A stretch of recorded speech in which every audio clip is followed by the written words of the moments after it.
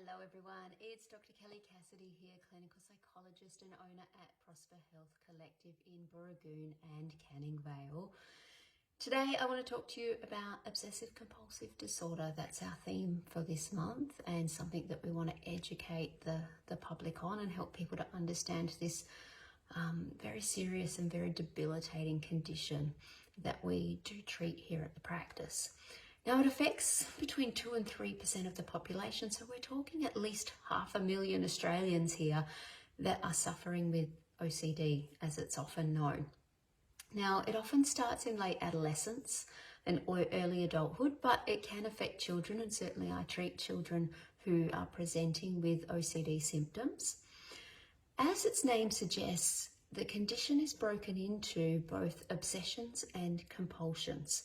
So obsessions are thoughts, images, and impulses that people get in their minds that are really intrusive and unwanted. And those two words are really important when we think about OCD, that it's really intrusive. It just pops in people's minds when they're not expecting it, and they don't want it. They don't want to be thinking about those things, and it makes them really uncomfortable.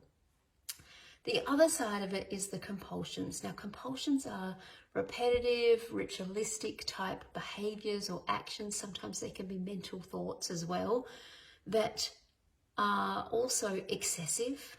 They can be really time consuming and quite distressing for people. People with OCD know that these things that they do often don't make sense. They don't want to do them, but they feel compelled to do them. And that's a really key point too when we're looking at diagnosing OCD. I guess the fact that people also can't control these things is important. So when we look at obsessions, there's some categories, I guess, that come to mind that are really common among people with OCD.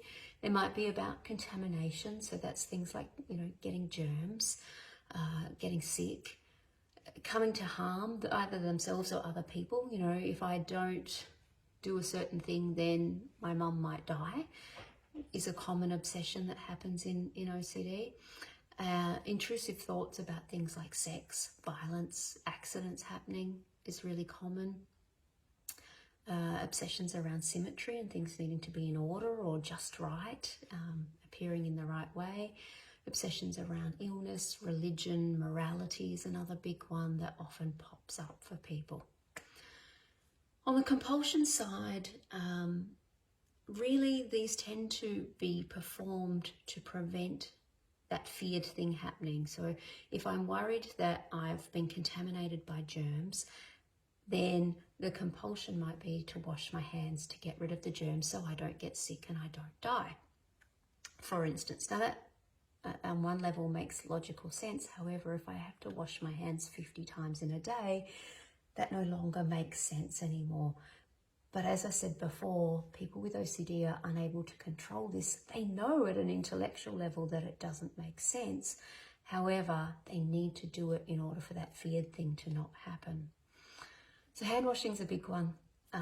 Checking, cleaning, repetition of tasks, so having to switch off the light numerous times, going back and checking that all the locks are locked in the house, for instance, having really rigid rules about how things might be done, needing to touch something a certain number of times or tap things a certain number of times, repeating words or having mental things that they rehearse over and over in their mind, seeking reassurance from other people. These are all really, really common compulsions that we might find people with OCD doing.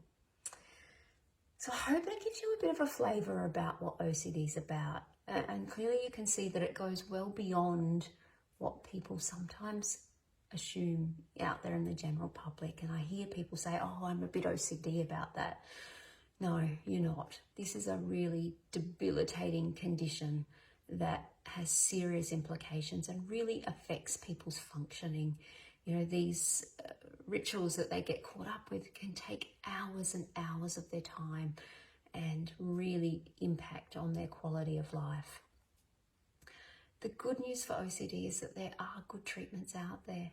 We use exposure and response prevention. There are medications that can help and other therapy approaches that can really make a difference for people who are suffering with OCD. If you want to know some more about OCD, please give us a call at the practice. We're more than happy to share some information for you, see how we might be able to help you and really kind of move through this condition. That's probably all for me for today. As always, here at Prosper Health Collective, we're working together with you to help you flourish and thrive. I will look forward to speaking with you again very soon, but bye for now.